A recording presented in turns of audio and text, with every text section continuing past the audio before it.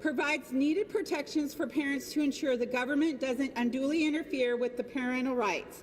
And it also provides important clarity for teachers, school personnel, and those on the front lines about how to best involve and support parents as they raise their children.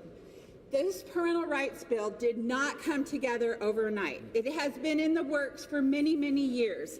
It reflects years of concerns, years of prayer, years of discussion, and years of determination from parents, advocates, legislators, and organizations who understand that the family is the first and most important institution of a child's life. Over the last 18 months, a strong coalition has met almost monthly to build a unified voice and carefully, thoughtfully, and collaboratively work through the language. This coalition has included South Carolina Federation of Republican Women, the South Carolina Catholic Conference, the South Carolina Southern Baptist, Palmetto Promise, Palmetto Family, Convention of States, Heritage, Moms for Liberty, and many others who I am not mentioning all, who have come to the table committed to protecting families and strengthening parental authority. This matters because this bill was not rushed, it was not reactionary, and it was not written in isolation. In fact, we believe that the long-term work, coalition building, and careful collaboration clearly was reflected in the final House vote of 105-1.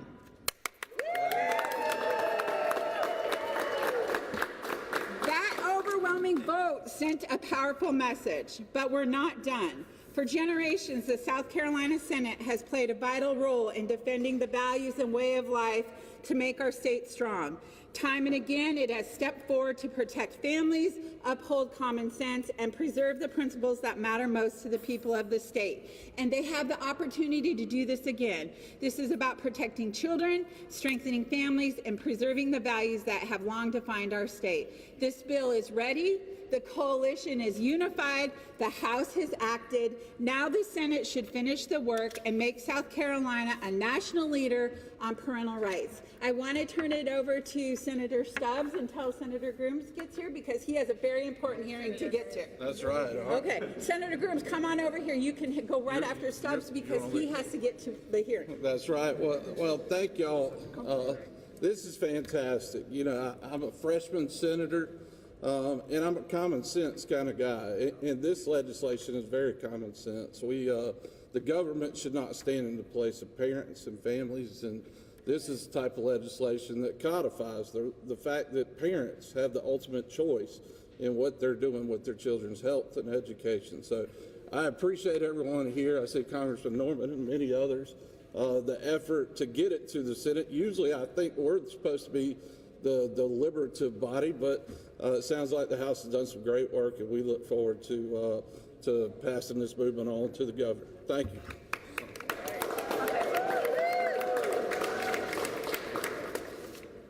Good morning, everyone. I was at another subcommittee on another important piece of legislation, but my gosh, this is a really important piece of legislation that 10 years ago no one thought that we would actually have to have legislation stating that parents have rights. But we do. The world seems upside down too many times, but H 4757 is meant to restore transparency and make sure that schools and government work with parents, not around them. Lack of clarity in some circumstances is another reason why the legislature should provide clear rules. Across the country, disputes are being litigated, and even the U.S. Supreme Court has recently stepped in on an emergency basis in California involving school policies related to gender transition and parent notification. The court's action highlighted that these questions remain actively contested and are not uniformly resolved nationwide. Consistent statewide standards can reduce confusion for families and educators by setting clear expectations up front about what parental involvement, transparency, and process.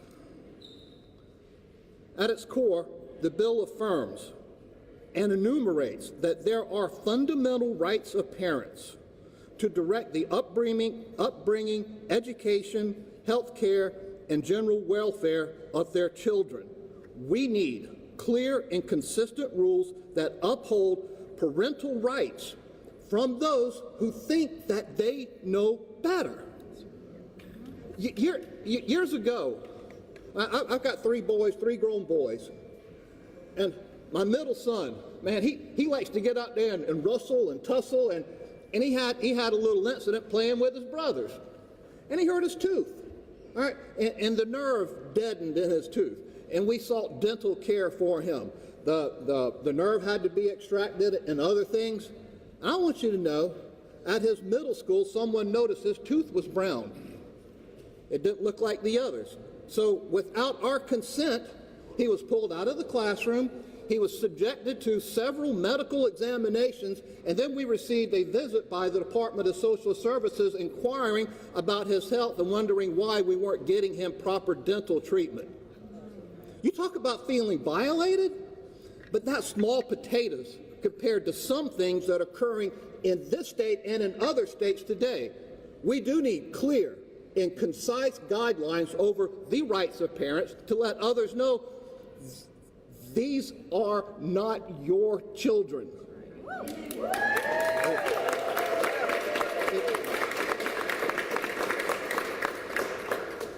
We shouldn't forget that there are neglected and abused children in our state, and we need to do all we can to ensure that they receive the proper care and protection. But we mustn't do that by neglecting and abusing parents and their rights. Now's the time to take this legislation up and pass it, and I thank those who are standing here with me in unity of support, and let's go ahead and get the job done.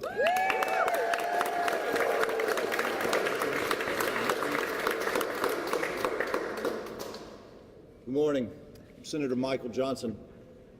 At its heart, this bill is extremely simple. This bill declares that parents are in charge of their children, not the government. That's a simple thing to say, but what we found is it's not always the case. There are those who believe that they can raise our children better than we can. There are government entities that think that they have the power to overrule the parent, whether it's on medical decisions, religious decisions, or just simply everyday classroom decisions. That ends with this.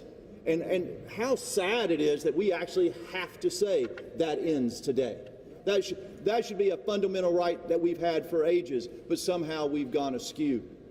When my children were growing up, I always said to them, if you get in trouble at school, the teacher was right. You were wrong. I don't care. If the teacher was technically wrong, you were wrong. You'll be punished for that. That was me being a parent. With parental rights comes parental responsibility. Parents have to start parenting. AI, social media is not a substitute for good parents. We need good parents to get involved, stay involved, and to tell the government and their schools, this is how I want my child raised. These are the beliefs I'm going to instill in my children, and you're not going to erase those beliefs. I look forward to this bill getting through committee and onto the floor and passing it to make sure that every parent has a voice in how their child is educated, the medical care they're given, and how they're raised. Thank you all very much.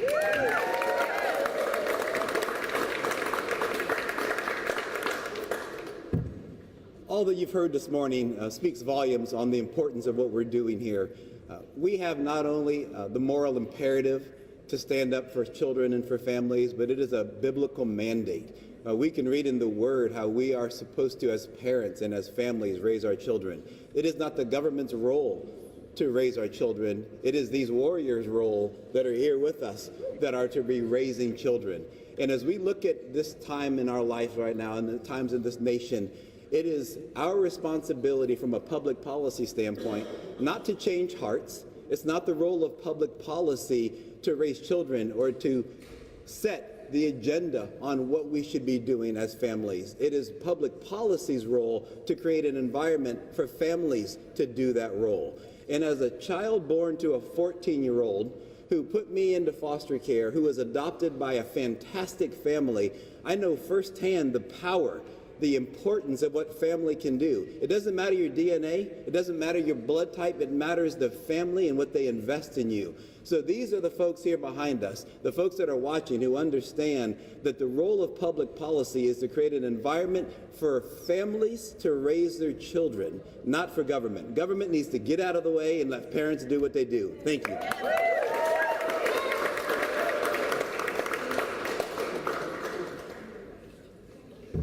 My name's Tommy Pope. I'm one of the sponsors of the House bill, but I want to point out, as you heard several times, this has been a joint effort for a long time. On the House, we had the medical side and the educational side separated. We came together with leadership and brought it together. So there was a lot of work that was done. I think equally importantly on the House side, the things I've heard today are exactly what brought me to be a sponsor of this bill. In other words, I didn't think we'd ever need it, not in my lifetime. You know, remember when I said the same thing about the privacy bill? It's amazing that we need it. But I want to shift a little bit and tell you what I saw in the House that I hope we can see in the Senate.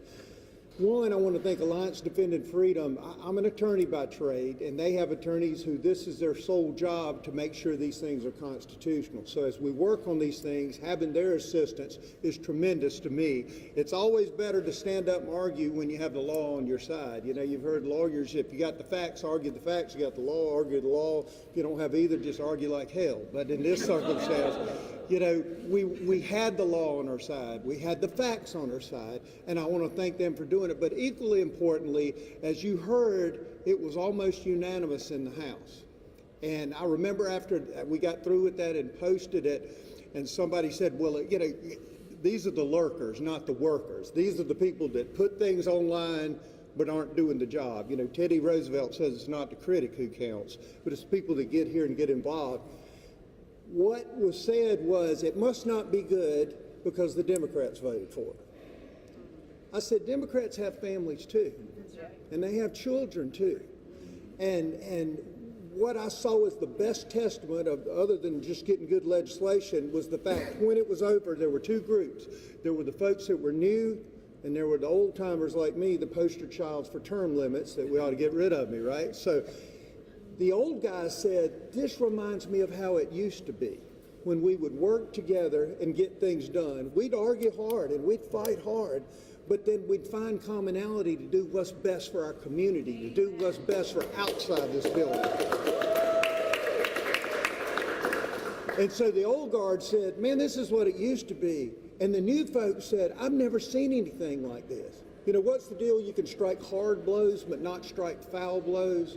We need to work at that in the legislature, and I'm hopeful the Senate will reflect that and find the good in. Is it a perfect bill? I hadn't seen anything come out of this building that was ever perfect. That ever you had the chance to write it, you would write it the same way. But it's got us in the right direction. It's on solid legal footing, and I'm hopeful that the Senate will take it up. My biggest fear, second year of a two-year term, you know, for the House, a two-year legislative term, and election year. Let's use election year to get this passed. All right. So thank you for having it. Thank you for all the work the House members did. We appreciate it. Hi. Good morning. My name is Representative Jackie Tarabiel. I'm from District 66. I'm a new legislator, but I am here first as a mom. This is really a full circle moment for me because long before I was a legislator, I was just a parent trying to make sure that families had a voice. Since 2021, I've been working alongside parents from across South Carolina, and we wanted something very simple, transparency, and a seat at the table when it comes to our children. I sat in the meetings, I listened to the testimony, I took phone calls from moms and dads. Most of them are here from York County, my county. These are the parents that I supported, that I represented, that I was a voice for, and I'm so grateful to have so many of you here supporting this. But as a member of the House, I also sat through the subcommittees and the hearings, and I listened carefully to parents and educators and advocates. And after hearing those voices, I was very proud, so proud to vote for this bill on the House floor. And for me, this is very personal. Everything I do as a legislator, everything I do in the parental rights space, I do for my boys, Like every parent, I want to know that when my children walk into a school building, the people making decisions about them respect the role that a parent plays in their lives. And parents should never need to be the last to know what's happening with their own children. For me, this work has not been about titles or power or politics. It's about service. It's about showing up for families and listening to parents and making sure that the people closest to our children always have a voice when decisions are being made about their lives. Over the past few years, I've gone from being a parents' rights advocate to the State Board of Education and now serving as a rep. And the most important thing is that when parents speak up and parents get involved, they can make a real difference. And we see that with this bill coming out of the House with so much support, and then hopefully getting passed in the Senate and getting signed by the governor's desk this year. This is not about parents versus teachers. It never has been. This is about teachers bringing their expertise in the classroom and then parents bringing their knowledge of their own children. That's exactly what this Parents' Rights Act and the Student Privacy Protection are about. Transparency, protection, and reaffirming that parents are partners in education. So the House has done their job.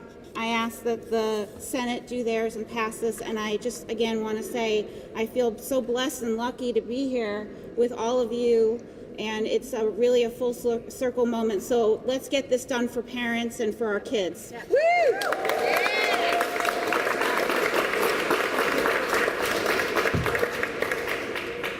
Hello, fellow South Carolinians.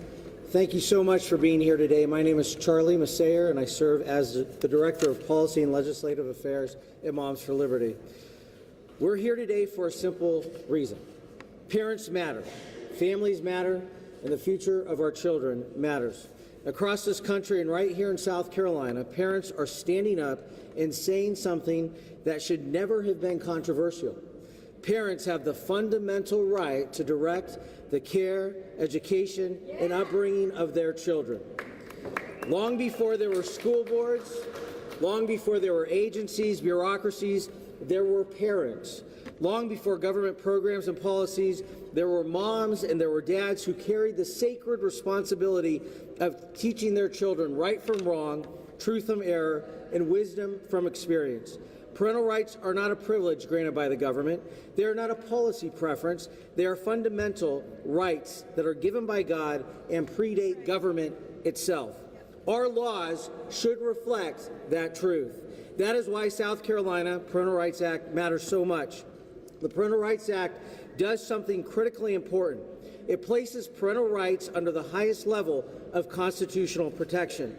What does that mean? That means that if the government ever tries to interfere or overstep your fundamental right to raise your child as you see fit, it must meet the highest, toughest test our legal system has developed. The government must prove that it has a truly compelling interest, a reason to intervene, and it must prove that there is no less restrictive way to achieve that goal, thus placing the burden of proof upon government rather than how it currently places it upon the parent.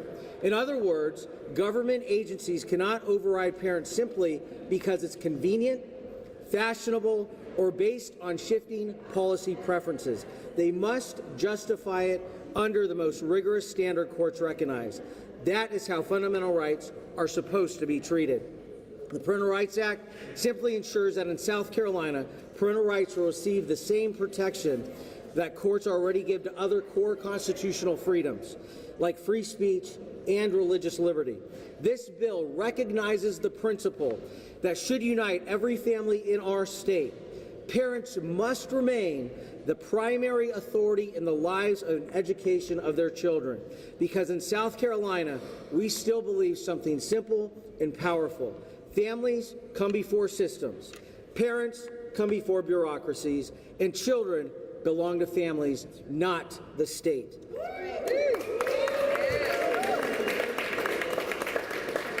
And let me say something that should be obvious, but apparently needs repeating in our time. The purpose of government is not to override the family. The purpose of education is not to replace parents, and the purpose of health care is not to bypass the authority of the home.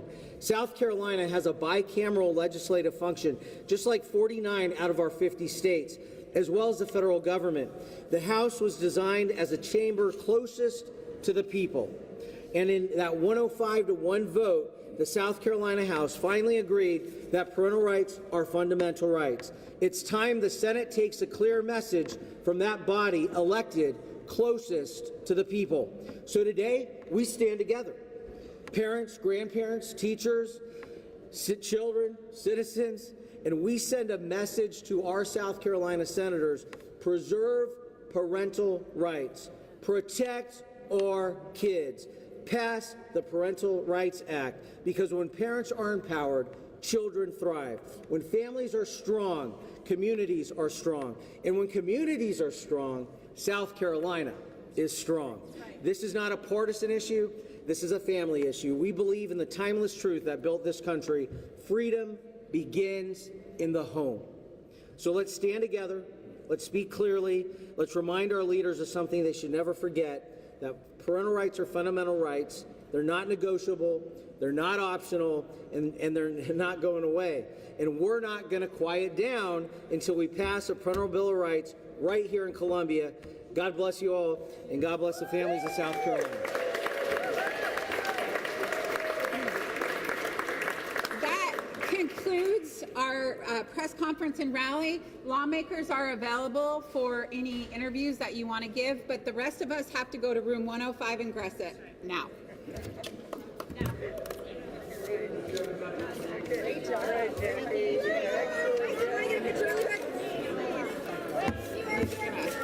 Take everybody's speeches.